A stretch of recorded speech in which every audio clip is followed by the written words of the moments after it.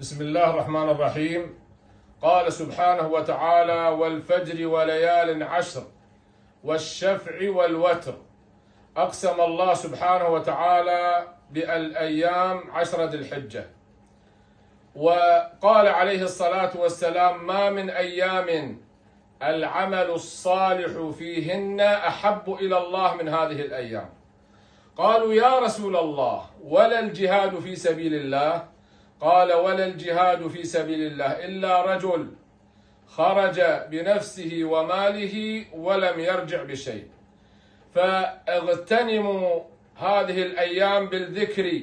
قال عليه الصلاة والسلام: يسن فيه التسبيح والتحميد والتهليل، أذكار مطلقة في الليل والنهار، تسبح وتحمد الله سبحانه وتعالى وتكبر الله سبحانه وتعالى.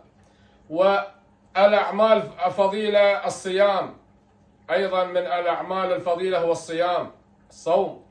قال عليه الصلاة والسلام: من صام يوما في سبيل الله باعد الله بينه وبين جهنم 70 خريفا.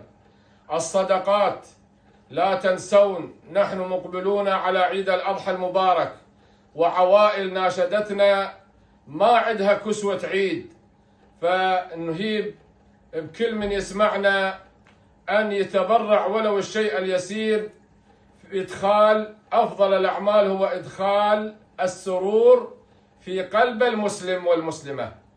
فنريد تدخلون السرور في قلب المسلم والمسلمة في التبرع، حتى يتسنى لنا أن نوزعها للعوائل ويشترون بها كسوة للعيد.